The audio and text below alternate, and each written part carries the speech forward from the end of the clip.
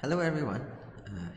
This is going to be a series of videos where I'll be going through the problems from the second round last year.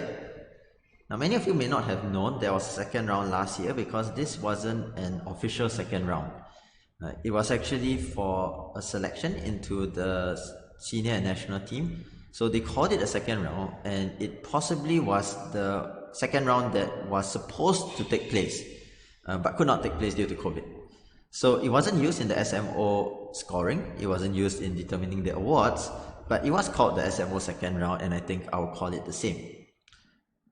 Now take note, there was only one actual second round last year, which was this set of 5 questions that I'll be going through in the series of videos. So this is actually at the SMO Open standard.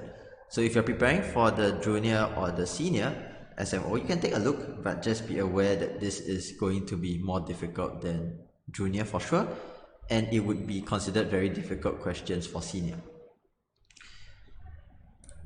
Without further ado, I shall look at the first problem in this video, and the first problem is a geometry question. It is not a very difficult geometry question, but of course that is all in relative terms. All questions in the second round of the SMO Open can be considered difficult, especially comparing to what we've seen in the first round. Okay, so what do we have here? We have an acute triangle ABC, and then E is the foot of the perpendicular from B to AC. So this is a right angle. D is a point on the side BC such that angle BAD is equal to angle CBE. So you have a mysterious pair of equal angles down here. Next up, we have the intersection of AD and BE, that is at F over here. And the perpendicular line through B to AB intersects the line CF at K. So there's another right angle down here, and these two straight lines intersect at the point K. We're supposed to show that DK passes through the midpoint of BF. And I think it's a bit easier to frame it like this. How I want to frame it is to let DK and BF intersect at M.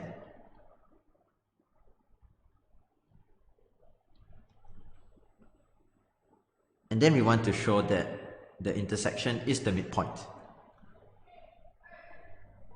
So we want BM equals to MF. Now of course this is not going to be instant, but by calling it a point, at least it becomes showing two lengths are equal. This is a little bit easier than showing collinearity most of the time. Okay, now let's say we want to show that this is the midpoint. The things that we would notice are mostly from all these equal angles.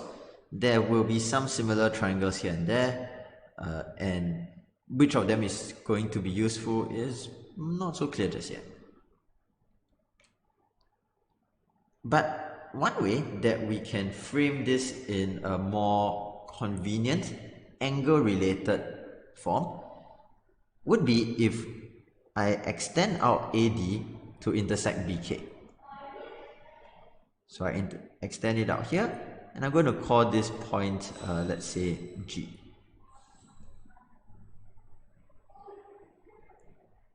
Now, by extending it out here, what I'm hoping to do is to restate this midpoint condition in terms of something quite nice.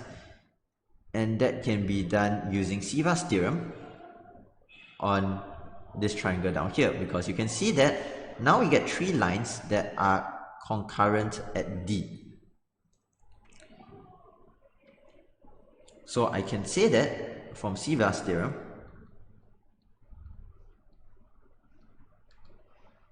BM over MF times FC over CK times KG over GB is equal to 1. Now this is a theorem, right? Siva's theorem.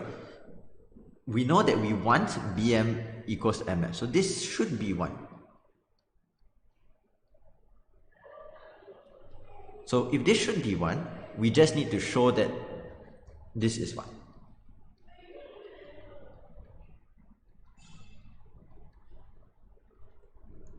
So that's now our objective.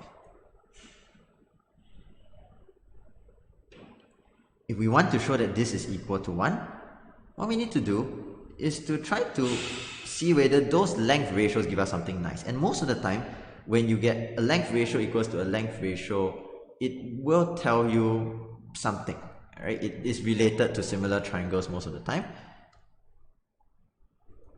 And so this would be true if and only if FC over CK equals to GB over kg.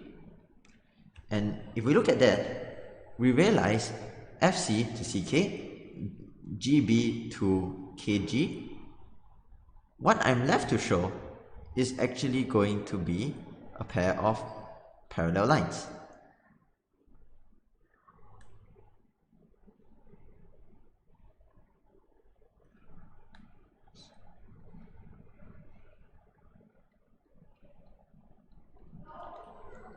Now this is good news because I have shifted it over to something that is a little bit more angle related.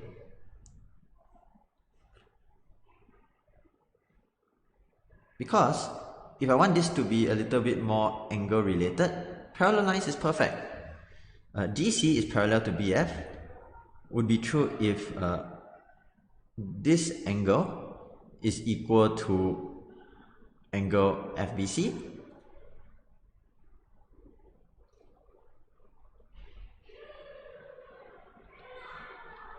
so I need GCB to be equal to angle FBC, and FBC is equal to BAG as is given. Right, there's GAB and GAB and GCB.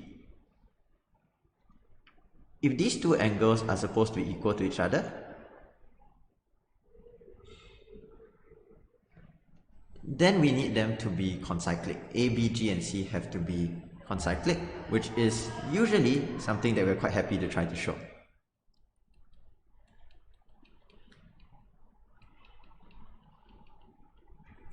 So this becomes our new objective. You see that we have shifted it from collinearity to midpoint to parallel line and now to concyclic. Now you might think that this is working backwards a bit, and it kind of is, but all of our statements here are if and only if, meaning that it is very easy to just reverse it and write a valid proof, or even if you don't reverse it, technically that's still a mathematically valid proof. So how do we then show that they're concyclic? I'm going to erase away some of these lines here so that we can pay a bit closer attention to the information we have in the problem. The information that we have is a pair of angles that are already equal and a pair of right angles. We have not used the right angles at all. So accordingly, we can just angle chase a little bit. Right? I'll look at this angle here, angle GBC.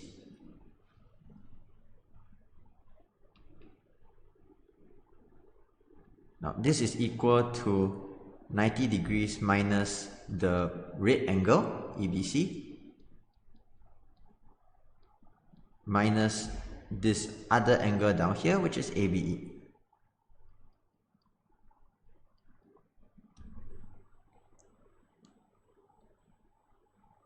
And conveniently enough, if we shift the EBC to the other equivalent angle BAG,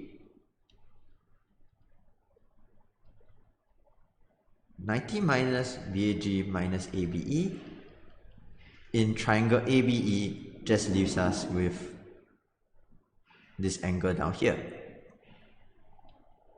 angle GAC.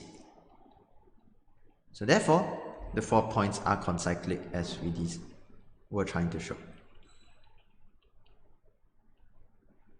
Sorry, I forgot to write G. A, B, C, and G are concyclic.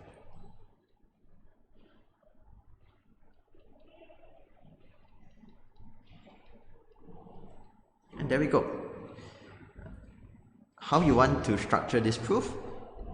Good practice would be to write it from forwards to the end and not from backwards to the assumption. So write it forwards, start with what I've written down here. Because of this equal angles, they are concyclic, and then because they're concyclic, we get equal angles, and because of the equal angles, we get parallel lines, and then because of parallel lines, we get the ratio. Because of the ratio, by Siva's theorem, BM equals to MF. In other words, your proof direction should look something like this, if you were to write it out in sequence. Alright, and so that's question 1. I'm going to separate out all the questions into different videos because for second round problems, especially some of the later ones, it's easy to spend 15 minutes just explaining one problem. Okay, so do look out for those and let me know if you have any questions below. Thanks again and see you in the next one.